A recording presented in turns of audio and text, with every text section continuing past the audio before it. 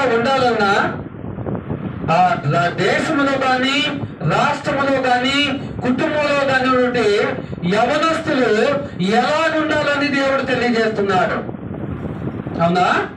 ఎందుకంటే ఒక దేశంలో ఉంటే యవనస్తులందరూ కూడా సరైన ప్రవర్తన కలిగి, సరైన బాధ్యత కలిగి, మంచి ఉద్యోగ వ్యాపారాల్లో అనుభవజ్ఞులుగా ఉంటే ఆ దేశము మిగతా దేశాలతో పోటీపడి ముందు వరుసలో ఉండే అవకాశం ఉంటుంది. అది రాష్ట్రమైన కావచ్చు, అది కుటుంబమైనా కావచ్చు. దేశంలో యవనస్తులు మంచిగా పనిచేస్తే దేశ ప్రధానికి, దేశంలో రాష్ట్రపతికి వాళ్ళందరూ ప్రయోజనం కలుగుతుంది. రాష్ట్రంలో యవనస్తులందరూ కూడా మంచిగా పనిచేస్తే రాష్ట్ర ముఖ్యమంత్రికి కానీ, రాష్ట్రం వారందరికి కానీ ప్రయోజనకరంగా, విలువగలదిగా ఉంటుంది. కుటుంబంలో యవనస్తులు ప్రయోజనకరంగా ఉంటే కుటుంబంలో ఉన్నటువంటి తల్లిదండ్రులకు, వారితో పాటు ఉన్నటువంటి కుటుంబ పెద్దలందరికీ కూడా గౌరవంగా ఉంటుంది, మర్యాదగా ఉంటుంది, విలువగా ఉంటుంది. మరి ఆ యవనస్తులు ఎలా ఉండాలని దేవుడు తెలియజేస్తున్నాడు. ఎందుకంటే ఈరోజు మనం నేర్చుకునే అంశము, నీ యవనము ప్రయోజనకరంగా ఉందా, ప్రమాదకరంగా ఉందా?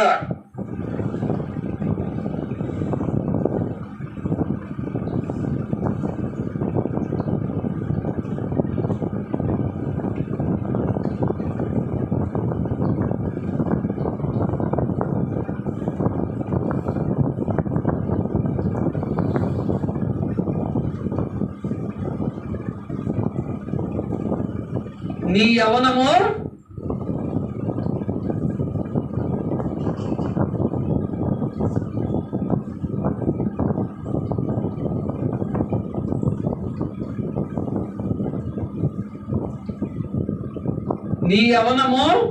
ప్రయోజనకరముగా ఉందా, ప్రమాదకరముగా ఉందా? దేశం గురించి చెప్పినాం, రాష్ట్రం గురించి చెప్పుకున్నాం, కుటుంబం గురించి చెప్పుకున్నాం. వీటి అన్నిటికంటే ప్రాముఖ్యమైనది ఏంటిది? సంఘము. మరి సంఘములో ఉంటే యవన బిడ్డలు ఎలాగుంటే దేవునికి మహిమ, ఎలాగుంటే సంఘములకు గౌరవము.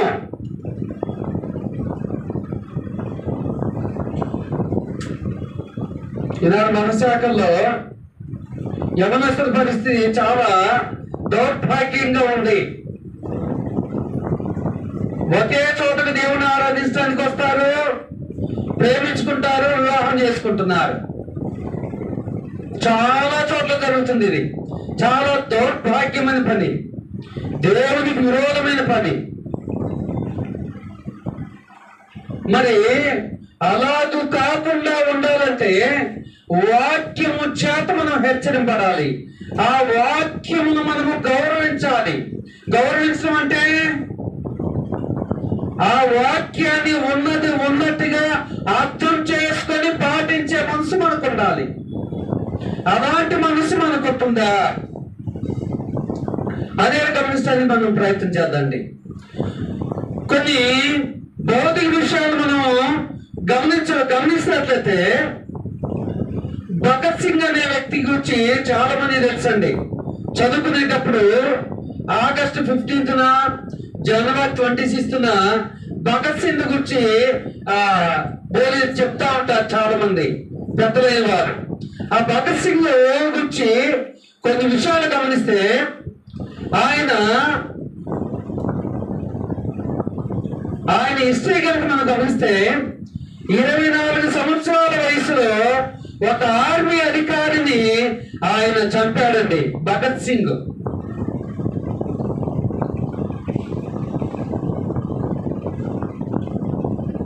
24 సంవత్సరాల వయసులో ఒక ఆర్మీ అధికారిని చంపాడు.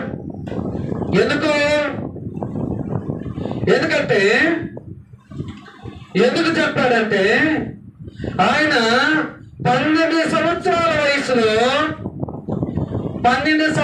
వయసులో జలియన్వాలా బాగ్,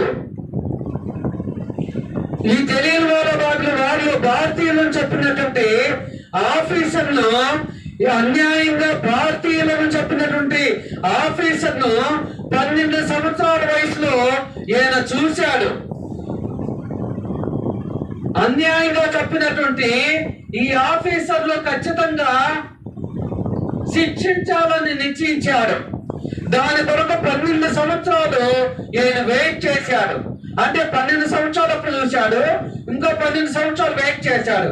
24 సంవత్సరాలు వచ్చేసరికి ఆ యొక్క ఆర్మీ అధికారిని చంపాడు. అంటే ఏంటి చంపడం గురించి మనం నేర్చుకుంటున్నాం అంటే, ఇక్కడ మనం ఆయనకున్నటువంటి కమిట్మెంట్, అంటే ఆయన యవ్వన ప్రాయంలో దేశ ప్రజల కొరకు ఆయన ఎంతగా కమిట్మెంట్ తో ఉన్నాడనేది మనకు అర్థం కావాలి. కమిట్మెంట్ తో ఉన్నాడనేది అర్థం కావాలి. కాబట్టి ఈ యొక్క భగత్ సింగ్ అనే వ్యక్తి దేశము కొరకు ఎంత కమిట్మెంట్ తో ఉన్నాడు.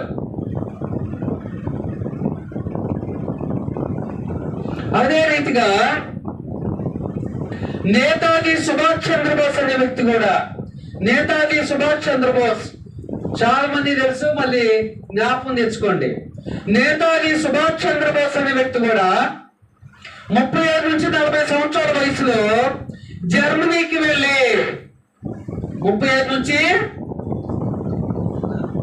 40 సంవత్సరాల వయసులో జర్మనీకి వెళ్ళి ఆర్మీలో చేరి బ్రిటిష్ వారికి వ్యతిరేకంగా ఆర్మీని తయారు చేశాడు.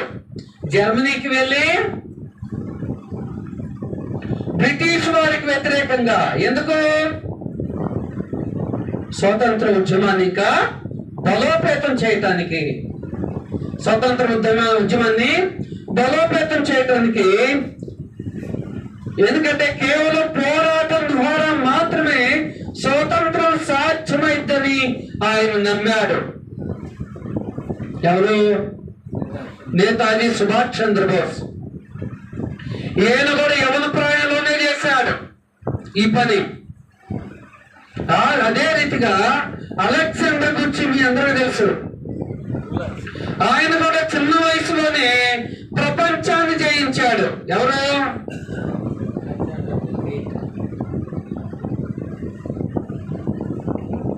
Great Alexander. అవునా?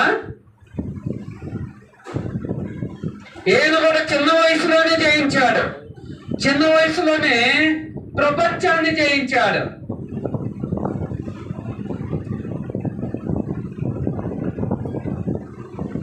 అంటే భౌతికమైనటువంటి ఈ ముగ్గురు వ్యక్తులు కూడా ఏ వయసులో వీళ్ళు పోరాట పట్టుమని కలిగి ఉన్నారు? యవన ప్రాయంలోనే కదా. మరి యవన ప్రాయంలో ఉన్నటువంటి మనము ఆత్మీయ విషయాల్లో, దేవుని జ్ఞానాన్ని అనుసరించే విషయంలో ఎంత మట్టుకు కమిట్మెంట్ కలిగి ఉంటున్నాము అనేది ఒకసారి ఆలోచన చేసుకోవాలి. ఈ యొక్క భగత్ సింగ్ కానీ, నేతాజీ సుభాష్ చంద్రబోస్ కానీ, అలెగ్జాండర్ కానీ,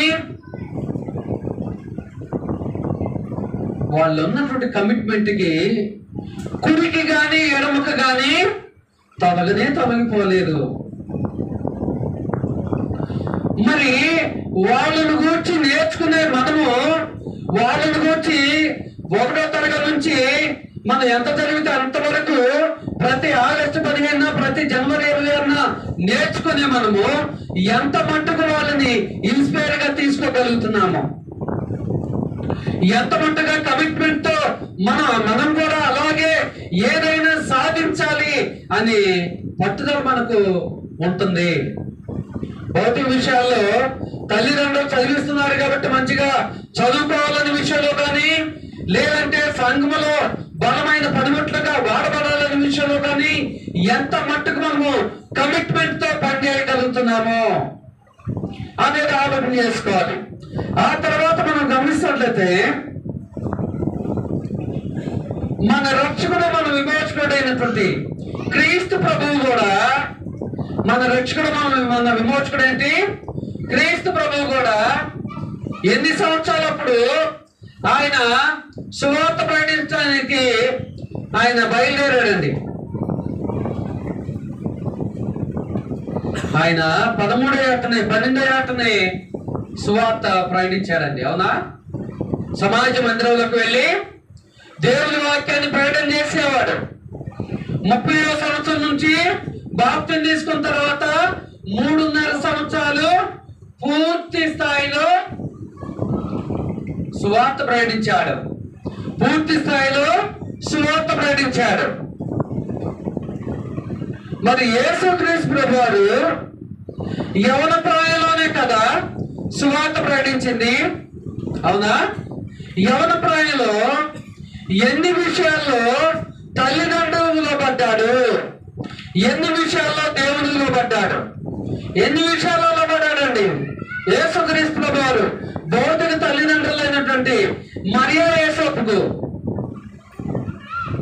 వీళ్ళేనా ఆయన తల్లిదండ్రులు? మరియా యోసేపుకు ఎన్ని విషయాల్లో లోబడ్డాడు యేసుక్రీస్తు ప్రభు? ప్రతి విషయంలో లోబడ్డాడండి.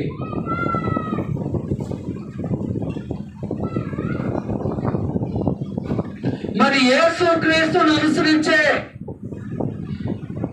నేడు మనము యవన బిడ్డగా ఉన్నటువంటి మనము, కుమార్తెలుగా ఉంటే మనము ఎన్ని విషయాల్లో మన తల్లిదండ్రులకు లోబడుతున్నామనేది పెద్ద క్వశ్చన్ మార్క్. ఎన్ని విషయాల్లో మన తల్లిదండ్రులకు లోబడుతున్నామనేది పెద్ద క్వశ్చన్ మార్క్.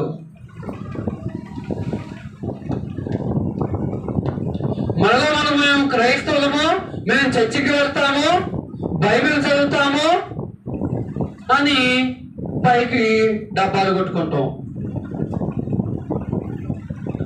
ఎన్ని విషయాల్లో మనము ఆనాడు యేసుక్రీస్తు ప్రభువు అయితే ప్రతి విషయంలో తన తల్లి అయిన మరియకు, తన తండ్రి అయిన యోసేపుకు లోబడ్డాడు ఆయన.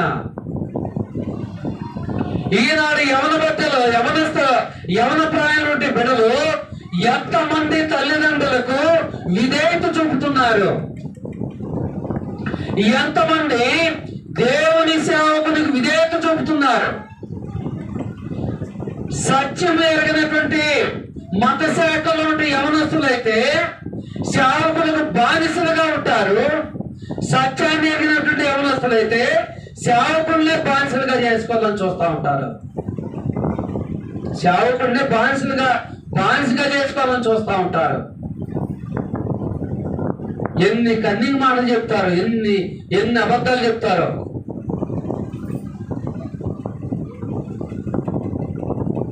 ఎందుకంటే మన కంటికి కనిపించే మన తల్లిదండ్రులనే మనము గౌరవించని స్థితిలో ఉన్నప్పుడు, వారి ఆజ్ఞలే మనం పాటించిన స్థితిలో ఉన్నప్పుడు, మన కంటికి కనిపించని దేవునికి ఎలా లోపడగలము అని దేవుడు ఈనాడు ప్రశ్నిస్తున్నాడు.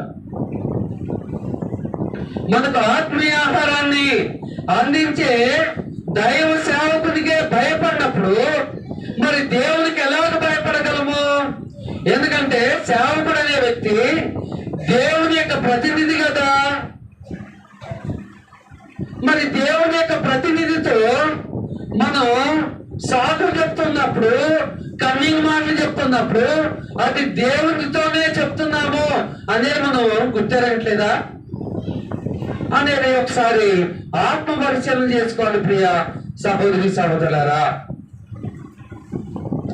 ఎందుకంటే యేసుక్రీస్తు ప్రభువారు ప్రతి విషయంలో కూడా, అది భౌతిక విషయమే కావచ్చు, ఆత్మీయ విషయమే కావచ్చు, ప్రతి విషయంలో కూడా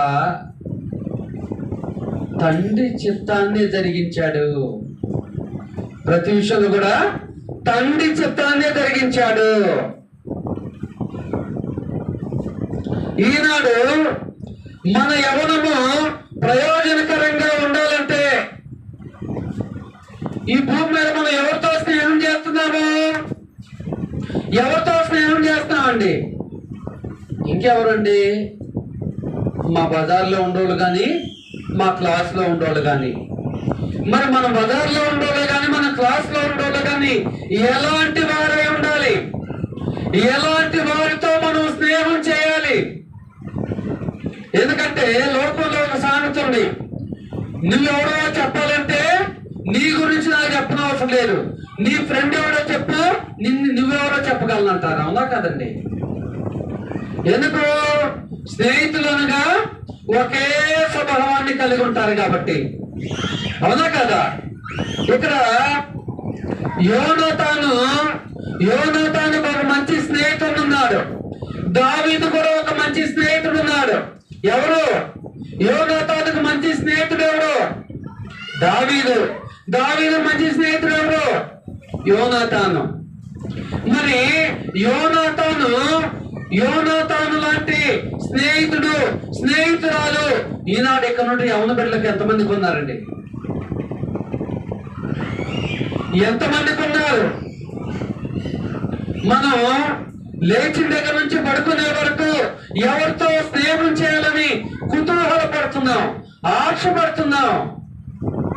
ఎవరితో స్నేహం చేయాలని ఆశపడుతున్నామండి? ఎవరితో స్నేహం చేయమని ఎవరు చెప్పాడు? ఎవరితో స్నేహం చేయాలని ఆశపడుతున్నాము? ఒకసారి మొదటి సమయాల గ్రంథానికి రండి. మొదటి సమయాల గ్రంథం 20వ అధ్యాయము 1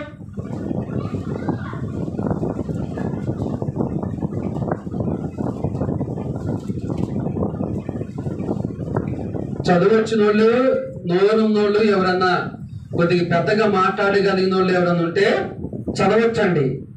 మొదటి సమయాల గ్రంథము 20వ అధ్యాయము 18 నుంచి 23. మేమందరం మోటోళ్ళు ఏనండి, చదవలేమంటే నేను చదువుతాను.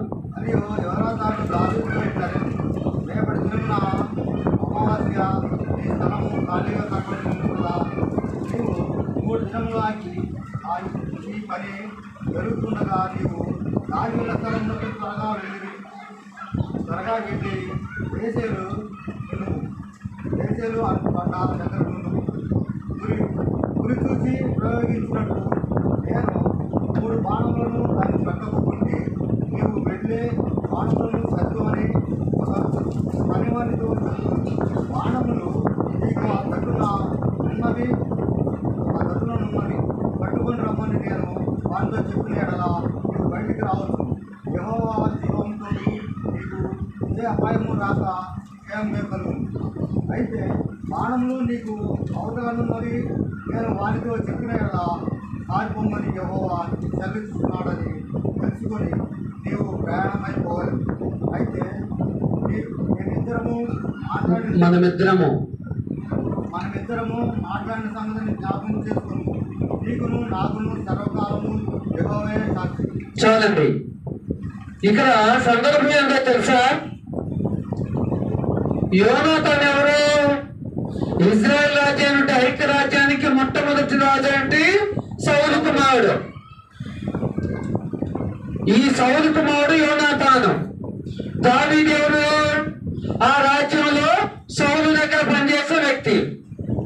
ఎప్పుడైతే గొలియాతును దావీదు సంహరించాడో ఆ యొక్క ఇజ్రాయెల్ ఏమన్నారు? సౌలుకు 1000 కొలది, దావీదుకు 10,000 కొలది అన్నప్పుడు మరి రాజు అంటే సౌలుకి ఏమొస్తుంది? తనకంటే తన దగ్గర బానిసగా లేదంటే పనిచేసే వ్యక్తిని ఎక్కువగా ఆ గొప్ప చేసినప్పుడు రాజు కోపం వచ్చింది. కోపం వచ్చినప్పుడు ఏం చేయాలనుకున్నాడు? దావీదును చంపివేయాలనుకున్నాడు. కానీ యోనాతానేమో దావీదుకు ప్రాణ స్నేహితుడు. దావీదుకు ప్రాణ స్నేహితుడు. మరి దావీదు ప్రాణము పోతుందని తెలిసినప్పుడు తన సొంత తండ్రి తన స్నేహితుడు ప్రాణాన్ని తీయాలనుకున్నప్పుడు యోనాతాను నీతికి నిలబడ్డాడు, న్యాయానికి నిలబడ్డాడు. తన సొంత తండ్రిని కూడా నిర్లక్ష్యపెట్టి తన స్నేహితుడి ప్రాణాన్ని కాపాడటానికి ఆయన ప్రయత్నం చేశాడు. అంటే ఈనాడు మనకున్న స్నేహితులు మనం ఏదైనా ఆపదలో పడుతున్నామంటే మనలను కాపాడే స్నేహితులు మనకున్నారా? ఇంకా వాళ్ళు ఆపదలో పడి వాళ్ళు నాశనం అయిపోవాలని కోరుకునే స్నేహితులు మనకున్నారా? ఎలాంటి స్నేహితులు మనకున్నారు?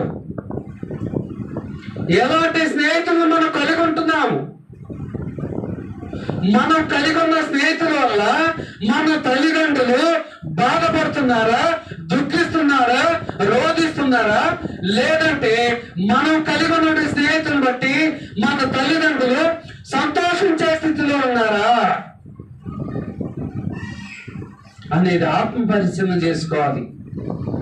ఆనాడు యోనాతాను దావీదుకున్నట్టుగా మంచి స్నేహితుడు నీ జీవితంలో ఒక్కరైనా నువ్వు కలిగి ఉన్నావా?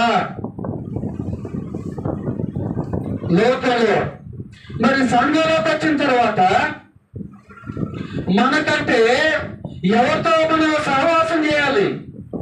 మనకంటే ఇంకా అల్ప విశ్వాసంతో ఉన్నవారితో సహవాసం చేయాలా? మనకంటే ఇంకా విశ్వాసంలో బలపడిన వారితో సహవాసం చేయాలా? ఎవరితో సహవాసం చేయాలండి? మన విశ్వాసాన్ని చెడగొట్టే వారితో సహవాసం చేయాలా? మన విశ్వాసాన్ని అవసరమైతే గద్దించి మనలోని ఎక్కడికక్కడ ఖండించి మనం ఏదైనా తప్పుడు మార్గంలో వెళుతున్నప్పుడు మనం వాళ్ళు బాధపడకుండా మనం ఏమైనా అనుకుంటామని కూడా అనుకోకుండా ఎప్పటికప్పుడు హెచ్చరిక చేసే స్నేహితుడు మనకు కావాలా? ఎలాంటి స్నేహితులను నువ్వు కోరుకుంటున్నావు ప్రియ సహోదరి సహోదరుడా? యవనస్తుడా యవనస్త్రీ, దేవుడి నాడు నిన్ను ఆ లేఖనం ద్వారా ప్రశ్నిస్తున్నారు. యోనాతాను లాంటి స్నేహితుడు ఎప్పటి వరకు నీ జీవితంలో ఒక్కరినైనా కలిగి ఉన్నావా? భూమి మీద ఎవరు లేరు, సమాజంలో ఎవరు లేరు. నీ తండ్రి కనుక ఒకవేళ విశ్వాసంలో బలం ఉంటే నీ తండ్రిని ఒక స్నేహితుడిగా భావించు. నీ తల్లి విశ్వాసంలో బలం ఉంటే నీ తల్లినే స్నేహితురాలిగా భావించకూడదా? లోకంలో తల్లిదండ్రులను స్నేహితులుగా భావించేవారు లేరా? స్నేహితులంటే ఎవరో కన్న బిడ్డల్ని మనం స్నేహితులుగా భావించాలా? ఎవరితోనే అంటే యవన ప్రాయంలో ఉన్నవారితోనే చేసేవే స్నేహమా?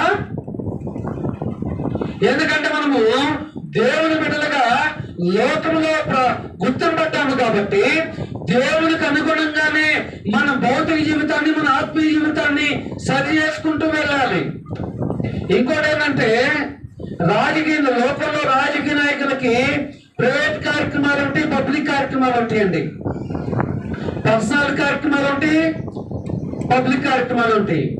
క్రైస్తవులకి పర్సనల్ కార్యక్రమాలు ఉండకూడదు, ప్రైవేట్ కార్యక్రమాలు ఉండకూడదు. నా వ్యక్తిగత జీవితం అంటానికి లేదండి. ఒక్కసారి క్రీస్తుని ఎరిగిన తర్వాత మనము ఇది నా పర్సనల్, ఇది నా ఇష్టం అంటానికి లేదు. ప్రతిదీ కూడా దేవుని ఇష్టానుసారంగా చేయాలి. మరి మనము స్కూల్లో ఉన్నా, కాలేజీలో ఉన్నా, ఎక్కడున్నా, యూనివర్సిటీలో ఉన్నా, ఎక్కడున్నా కూడా మనం మాట్లాడే మాట ద్వారా, మనం ప్రవర్తించే ప్రవర్తన ద్వారా, మనం ఉండే ప్రదేశం ద్వారా దేవునికి మహిమ కలుగుతుందా లేదా అనేది ఆలోచన చేసుకుంటున్నావా?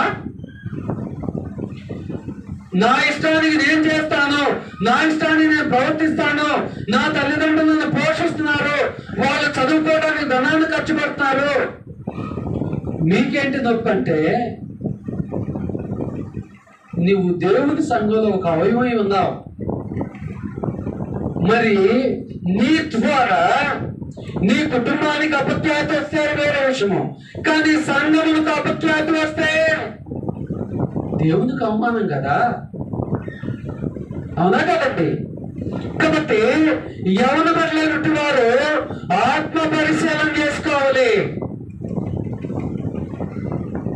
ఆత్మ పరిశీలన చేసుకోవాలి. మన యవన ప్రాయంలో మన ప్రవర్తన వల్ల, ఇప్పుడంటే ఫోన్లు ఉంటుంది, అవునా? ఆ యొక్క స్కూల్ యాజమాన్యం కానీ, కాలేజీ యాజమాన్యం కానీ, యూనివర్సిటీ యాజమాన్యం కానీ ఎప్పటికప్పుడు తల్లిదండ్రులకి ఇంటిమేషన్ ఇస్తూ ఉంటారు. అది మంచి జరిగినా చెడు జరిగినా 10 సంవత్సరాలు అవకడ వెళ్తే, 15 సంవత్సరాలు అవకడ వెళ్తే, 20 సంవత్సరాలు అక్కడ వెళ్తే,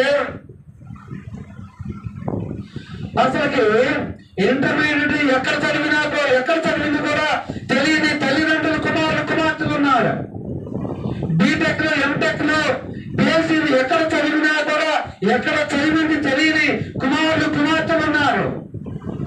తల్లిదండ్రులు నిరక్షరాస్యులైతే తల్లిదండ్రులను ఏ ఒక్క విషయంలో కూడా మోసము చేయకుండా ఉన్నటువంటి కుమారులు, కుమార్తెలు ఉన్నారండి.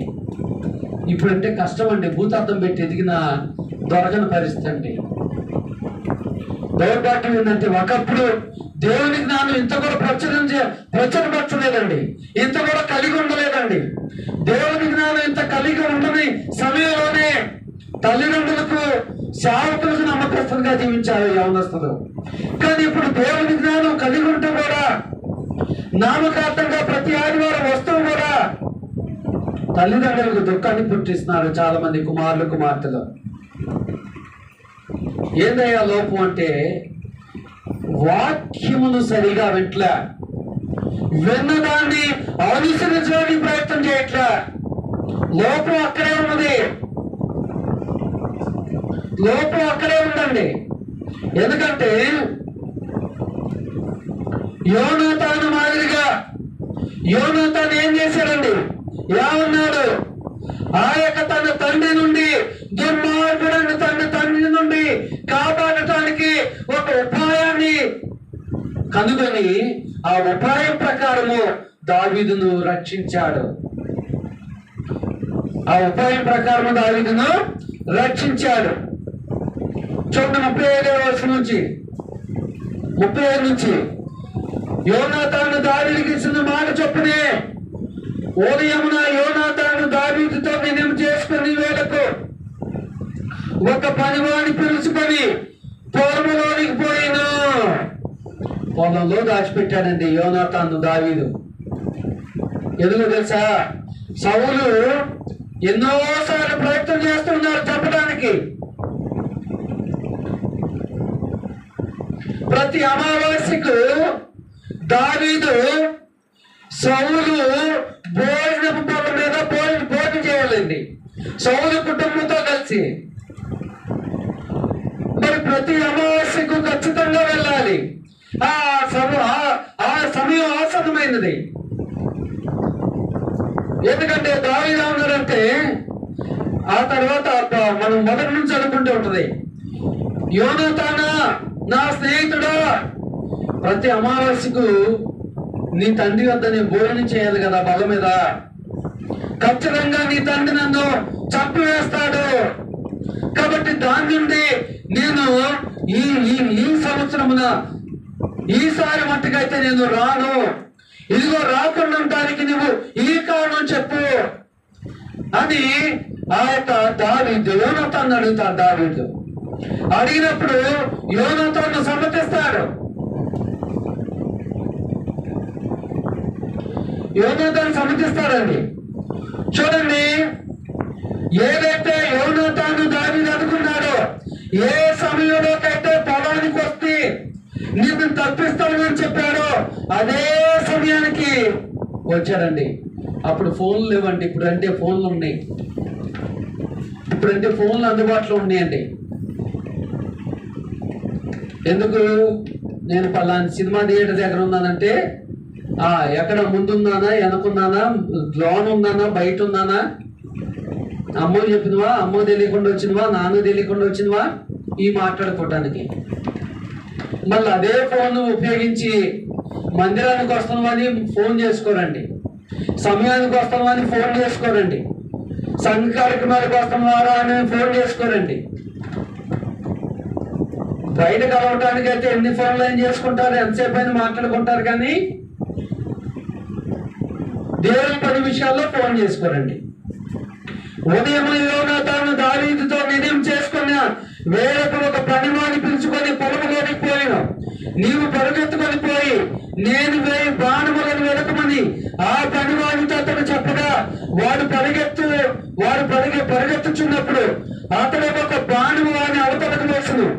అయితే వాడు యోనాతాను వేసిన బాణము ఉన్న చోటకు వచ్చినప్పుడు యోనాతాను దాని వెనుక నుండి కేక వేసి బాణముని అవతల నుండి చెప్పి వాడి వెనుక నుండి కేక వేసి నీవు ఆలస్యం చేయక దప్పున రమ్మనను. సీక్రెట్ కోడ్లు అండి. ఇప్పుడు యవనస్తులకి అయితే సీక్రెట్ కోడ్లు ఉంటాయండి. దేవుని విరోధంగా పాపం చేయటానికి, తల్లిదండ్రులకు దుఃఖం పుట్టించే కార్యక్రమాలు చేయటానికి. కానీ ఆనాడు యోనాతాను దావీదు ఒక మంచి కార్యక్రమం కొరకు సీక్రెట్ కోడ్ పెట్టుకున్నారండి. ముందుగానే నిర్ణయించుకున్నారండి.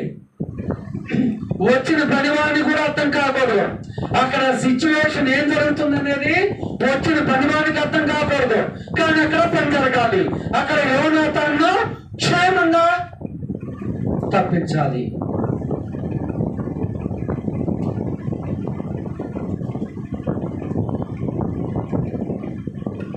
తన యజమాని ఎదుగు వాటిని తీసుకొని వచ్చిన కానీ సంగతి ఏమి వాడికి తెలియకలుండదు. పనివాడికి ఏం తెలియదండి. వీళ్ళిద్దరు మాట్లాడుకుంది. అక్కడ అసలు యోనాతాను ఉన్నదనే విషయం కూడా పనివాడికి తెలియదు. కానీ ఇక్కడ సిగ్నల్ ఇస్తున్నాడు. ఆ యొక్క తన తండ్రి ఆ యోనాతాను ఏం చేయబోతున్నారు అనేది ఆ యోనాతాను సిగ్నల్ ఇస్తున్నారు దావీదుకు. వాడు వెళ్ళిపోయిన వెంటనే దావీదు దక్షిణపు దిక్కు నుండి బయటకు వచ్చి 3 మార్లు సాష్టాంగ నమస్కారం చేసిన తర్వాత వారు ఒకరినొకరు ముద్దు పెట్టుకొనొచ్చు ఏడ్చుచుండిరి. ఇలాగుండగా దావీదు మరింత బిగ్గరగా ఏడ్చెను. ఎందుకు? దుష్టుడైన తన తండ్రి భార్య నుండి తన కుమారుడై తప్పించాడు కాబట్టి, అంటే నీతికై తను బ్రతికాడు కాబట్టి, నీతికై తన తండ్రి ఆజ్ఞను మీరాడు. తన తండ్రి ఈ విషయం తెలిస్తే తన తండ్రి చంపివేస్తాడని తెలిసినా కూడా యోనాతాను ధైర్యం చేశాడు. యోనాతాను ధైర్యం చేశాడు. అందులో యోనాతాను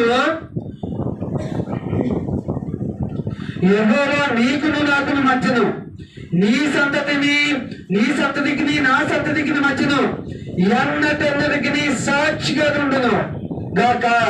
మనమిద్దరము యెహోవా నామమును బట్టి ప్రమాణము చేసుకుని ఉన్నాము గనుక మన మనసులో నెమ్మది కలిగి పొమ్మని దావీదుతో చెప్పగా దావీదు లేచి వెళ్ళిపోయాను.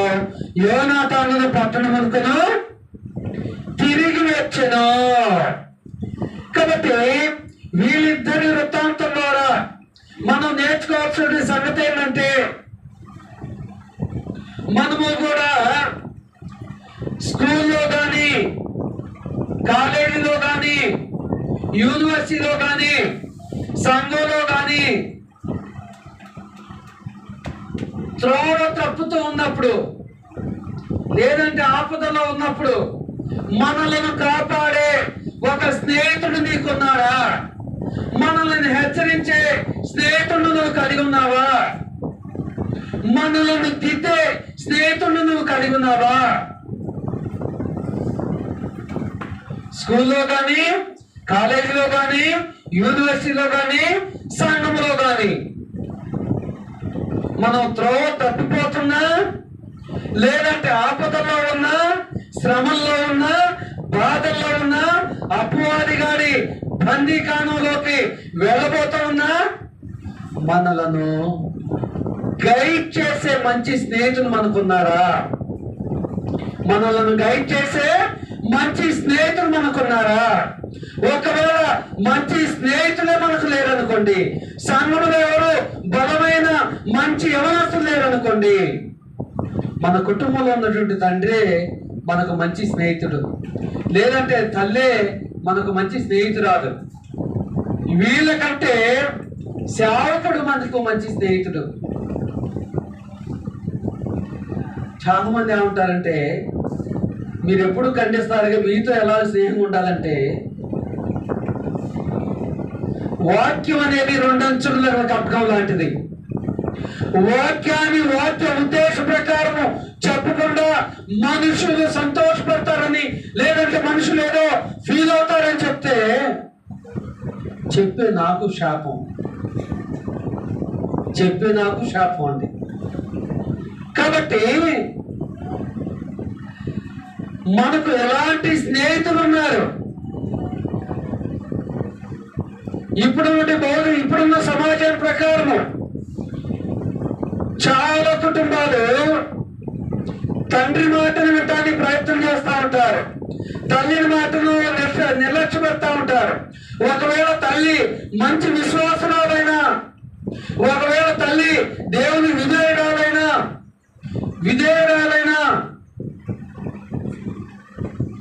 కానీ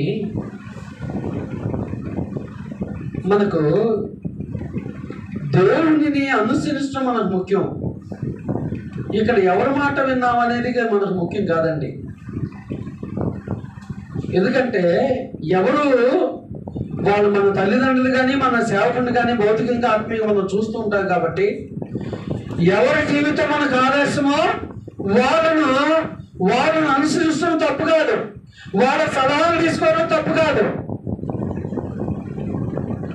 సామెతల గ్రంథం ద్వారా దేవుడే ఉన్నాడు,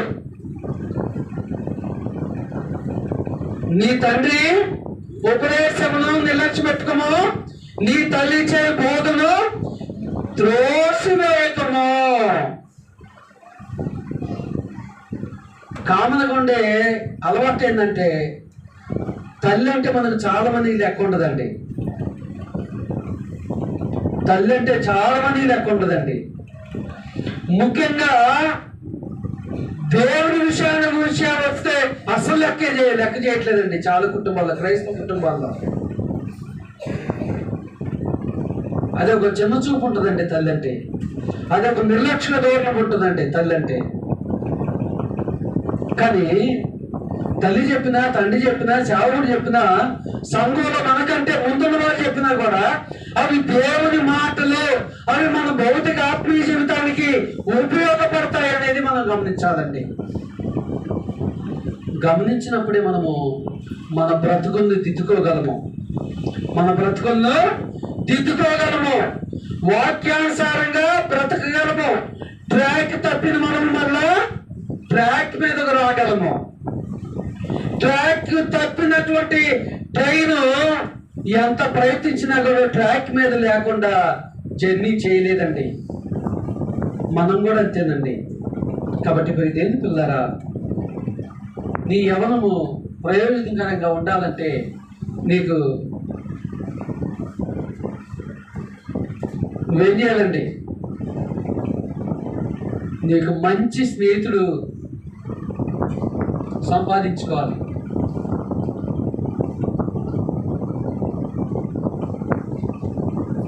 చాలా మంది సినిమా పోతే చెప్పకుండా ఉంటే వాడు మంచి స్నేహితుడు అనుకుంటారండి. అది యవనస్థ ప్రాయంలో ఉన్న స్త్రీలైన కావచ్చు, ఇంకా పురుషులైన కావచ్చు, ఏమైనా తల్లిదండ్రులు చెప్పకుండా ఏమైనా దుర్మార్గాలు చేసినప్పుడు చెప్పనకుండా ఉండే స్నేహితులు కావాలని కోరుకుంటారు. వాళ్ళు మంచి వాళ్ళు అనుకుంటారు. మంచి వాళ్ళు అంటే ఆ ఉద్దేశం మంచి వాళ్ళు కాదండి. చెప్పే కదా, మన ఆపుదలో ఉన్నా, మన ఆత్మీయ స్థితిలో, ఆత్మీయంగా పడిపోయే స్థితిలో ఉన్నా, మనం ఏ స్థితిలో ఉన్నా కూడా ట్రాక్ తప్పేటప్పుడు మనల్ని హెచ్చరించే స్నేహితుడు మనం కలిగి ఉన్నప్పుడే నిజంగా మనం చాలా గొప్పవారం అండి. అలాంటి స్నేహితులను కలిగి ఉండడానికి మనం ప్రయత్నం చేయాలి. అలాంటి స్నేహితుల్ని కలిగి ఉండడానికి మనం ప్రయత్నం చేయాలి. లేదంటే మనము మన కన్నా తల్లిదండ్రులకు దుఃఖం పుట్టిస్తాము. ఒకప్పుడైతే ముసలితనంలోకి వచ్చినప్పుడు దుఃఖించేవాళ్ళండి. మా కుమారులు, మా కుమార్తెలు మమ్మల్ని పట్టించుకోవట్లేదండి, చూడట్లేదండి. ఇప్పుడు దానికి ఆపోజిట్ గా జరుగుతుందండి. ఎందుకంటే యవన ప్రాయాలు ఉన్నప్పుడు కుమారులు, కుమార్తెలు మాట వింటలేదని దుఃఖించే తల్లిదండ్రులు చాలా మంది ఉన్నారు. వారిలో ముఖ్యంగా క్రైస్తవులే 99% ఉన్నారండి. తల్లిదండ్రులు మంచి విశ్వాసులండి, కుమారులు పచ్చదాగిపోతుందండి. తల్లిదండ్రులు మంచి విశ్వాసులండి, కుమార్తెలు దేవునికి ప్రతి వారం సినిమాకి వెళ్ళేవాళ్ళండి, నీచ కార్యాలు చేసేవాళ్ళండి. ఎంతమందిని చూడలేదండి లోకంలో. కాబట్టి తల్లిదండ్రులైన మనం కూడా గమనించుకోవాలి. మన కుమారులు కుమార్తెలు మన చోట మన దగ్గర ఉంటున్నా, లేదంటే మనకు దూరంగా జీవిస్తున్నా, ఈ లోకంలో ఒక యజమాని, ఒక కంపెనీ కానీ, ఒక స్కూల్ కానీ ఏదైనా కావచ్చండి, సీసీ కెమెరాలు పెట్టుకొని హాయిగా నిద్రపోతున్నారండి కంపెనీ యజమానులు. ఎందుకో తెలుసా? ఏం చేసినా కూడా ఆ సీసీ కెమెరాలో కనిపించింది అని. సీసీ కెమెరా కంటే ఉన్నతమైనది ఏదో తెలుసా? దేవుని మార్గం అండి. ఆ దేవుని మార్గంలో గనక మన బిడ్డలను, మన కుమార్తెలను, మన కుమారులను పెంచగలిగితే వాడు ఏ దేశంలో ఉన్నా కూడా మనం ఎటువంటి ఆలోచన చేయకుండా మనం హాయిగా ఉండొచ్చండి, సంతోషంగా ఉండొచ్చండి. ఎందుకంటే బాలుడు నడవలసిన త్రోవను వారికి నేర్పము, వాడు పెద్దవాడైనప్పటికీ కూడా ఫుట్ పాయింట్ లో ఉంటుందండి. వాడు ముసలివాడైనను దాని నుండి తెలియపోడు. అవునా కదండి? ఒక 8 సంవత్సరాల క్రితం ఒక కుటుంబాన్ని కలిశానండి, మళ్ళీ మధ్యలో కూడా కలుస్తా ఉన్నా. 10వ తరగతి వరకు వాడు కుమారుడు ఎంతో విశ్వాసం ఉందంటండి, దేవుని సన్నిధిలో ఎంతో పరిచయం చేసిందంటండి. 10వ తరగతి నుంచి ట్రాక్ తప్పిందండి. చివరికి దేవుడు మనకేం చేశాడు అనే ప్రశ్న తల్లిదండ్రులు వేస్తూ ఉన్నాడు. దేవుడికి మీరు ఎంత నమ్మకంగా ఉన్నారు కదా, దేవుడు మనకేం మేలు చేశాడు అని ప్రశ్నిస్తూ ఉన్నారండి. అలాంటి కుమారులు కుమార్తెలు మనకు కూడా ఉంటున్నారండి. కాబట్టి ఏమండి, మా పిల్లలు మా దగ్గర ఉండట్లేదు కదా, మేము ఎలాగంటే, నువ్వు సీసీ కెమెరా పెట్టిన అవసరం లేదండి. ప్రతి ఆదివారము క్రమం తప్పకుండా వారు దేవుని సన్నిధికి వెళ్ళినట్టుగా వాళ్ళను గద్దించాలండి, వాళ్ళను దండించాలండి. అవసరమైతే ఒక దెబ్బ కొట్టడంలో కూడా తప్పులేదండి. వాళ్ళు ఒక 4 రోజులు అన్నం తినడం మానేసినా పర్లేదండి, కానీ దేవుని మార్గాన్ని మాత్రం ఖచ్చితంగా అనుసరించాలండి. దాని ద్వారా వాళ్ళ తర్వాత 60 సంవత్సరాలు 50 సంవత్సరాల జీవితానికి ఉపయోగపడుతుంది. వాళ్ళ ద్వారా వాళ్ళకు వచ్చే భర్తకు ఉపయోగపడుతుంది, వాళ్ళకు వచ్చే భార్యకు ఉపయోగపడుతుంది, వాళ్ళకు భవిష్యత్తులో వచ్చే బిడ్డలకు ఉపయోగపడుతుంది, వాళ్ళను కన్నా తల్లిదండ్రులకు ఉపయోగపడుతుంది. ఇన్ని మేలు ఉండేయండి, ఇన్ని మేలు ఉండేయండి. వీటన్నిటికంటే ముఖ్యంగా వాళ్ళు భూమి దాటిపోయిన తర్వాత కొన్ని కోట్ల సంవత్సరాల జీవితానికి ఉపయోగపడుతుందండి దేవుని సన్నిధి అనేది. కాబట్టి ప్రియ సహోదరి సోదరులారా, ఇక్కడ ఉన్నట్టు యవన ప్రాయం నుండి బిడ్డలు ఆత్మ పరిశీలన చేసుకోవాలి. యవన బిడ్డలను కలిగి ఉండే తల్లిదండ్రులు కూడా ఆత్మ పరిశీలన చేసుకోవాలి. మన బిడ్డల జీవితము ప్రయోజనకరంగా ఉందా, ప్రమాదకరంగా ఉందా అనేది శ్రద్ధగా ఉంటే మీకు ప్రభు పేట వందనాలు తెలియజేస్తున్నాను.